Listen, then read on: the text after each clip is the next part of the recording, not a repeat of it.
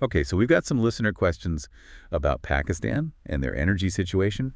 Looks like a lot of you are really curious about the whole renewables Oh, thing. yeah, tons of potential there. Yeah, and we've got this fascinating conversation between a couple researchers who've been, well, deep in the data on all this. Sounds promising. It is. It is.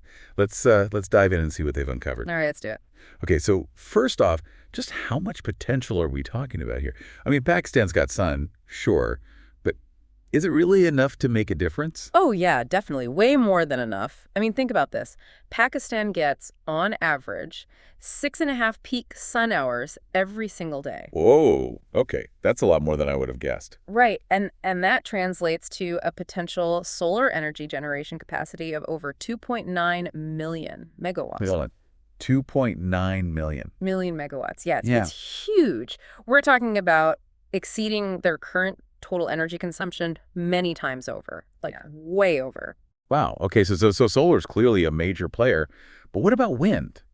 I know Pakistan has some decent wind resources, right? Oh, absolutely, especially down in Sindh and Balochistan. Those provinces have got these massive wind corridors, tons of potential there. Right, right. Those names keep coming up in the research. Yeah, and for good reason. One study estimated that wind alone could generate over 340,000 megawatts. Okay, so just geographically speaking, Pakistan seems like it's in a really prime spot Yeah. to make this transition. But, and I think this is on everyone's mind, what about the economics of it all? Is it actually feasible for them to make this big of a shift? Well, the researchers really dig into that, and it's actually one of the most interesting parts of their conversation.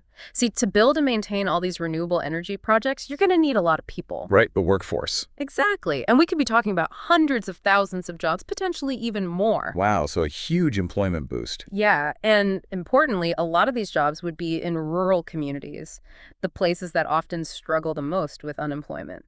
Okay, so there's this social impact aspect too. Creating jobs, revitalizing these communities. That's incredible. It really is. And the thing is, renewable energy technology has gotten so much cheaper in recent years. Oh, right. I've heard about the cost of solar panels and wind turbines plummeting. It's true. They're way more affordable than ever before, which makes this whole transition even more financially viable. So it's not just an environmental thing, it actually makes economic sense too. Exactly. And lower energy costs are good for everyone. Individuals, businesses, the whole economy benefits. And wouldn't it make Pakistan less dependent on the whole global fossil fuel market, all that price volatility? 100%. That's a big one. Relying more on domestic renewable sources means they're less vulnerable to those global price swings and all the geopolitical stuff that comes with fossil fuels. Right, energy independence, that's got to be a huge plus for Pakistan.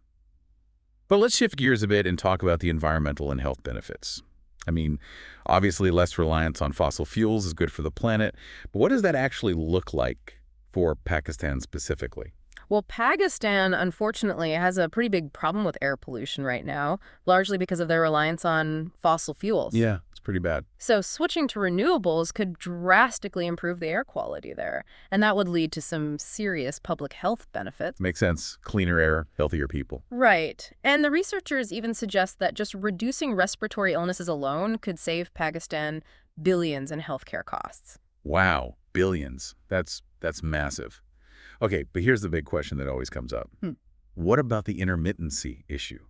The sun doesn't always shine, the wind doesn't always blow. How do we deal with that? Yeah, it's a valid concern, and the researchers address it head on. They say the key is to use a combination of solutions. Okay, like what? Well, for one, we have smart grid technologies. These are systems that can manage the flow of electricity from different sources, kind of intelligently balancing everything out. Ah, so a more responsive system. Exactly. And then there's energy storage. We're talking advanced battery systems and other technologies that can store excess energy when it's plentiful and release it when needed. Oh, so it's all about having a more flexible grid, Yeah. one that can handle the ups and downs of renewable energy sources. Precisely. And, decentralized systems like rooftop solar can play a big role in grid stability too. How so? Well, when you have lots of smaller energy generation sources spread out, it makes the whole system more resilient, less reliance on a few big power plants. Oh, that's interesting. So it's not just about utility scale projects. Individual homeowners can contribute to a more stable grid too. Exactly. It's all connected. So we've got the technology, we've got the potential, but what about the political will? Do the researchers talk about the role of government in all of this? Oh, they definitely do. They emphasize that strong government support is absolutely crucial. In what way? Well, they need to create clear policies, offer targeted incentives, basically make it attractive for businesses and individuals to invest in renewable energy. Right, so things like tax breaks, subsidies, that kind of thing. Exactly. And things like feed-in tariffs, which guarantee a fixed price for renewable energy that's fed into the grid, those can be a game changer. Got it. So it's really about creating this whole regulatory environment that encourages the growth of renewables. Mm.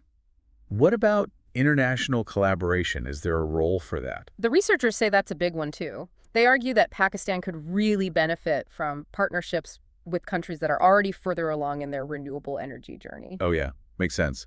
Sharing knowledge, technology transfer, that sort of thing. Exactly. It could help Pakistan accelerate its own transition. Okay, I want to touch on something the researchers bring up that I think is really fascinating. They go beyond just the energy itself and talk about the wider social impact of all this. Yeah, it's really powerful stuff. They paint this picture of rural communities, the ones that often lack reliable electricity, suddenly having access to power generated from a nearby solar or wind farm. Right, bringing electricity to places that have never had it before. It's transformative.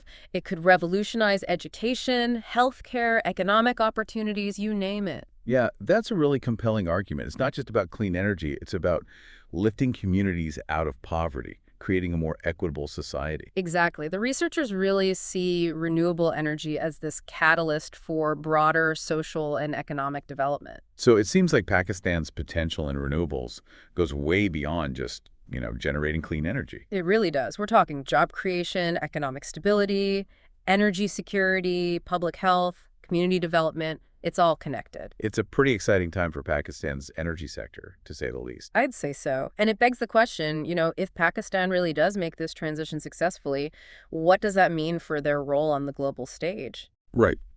Could they become a leader in renewable energy technology and policy? Something to think about as we wrap things up here. Thanks for diving into the data with me. My pleasure. Until next time.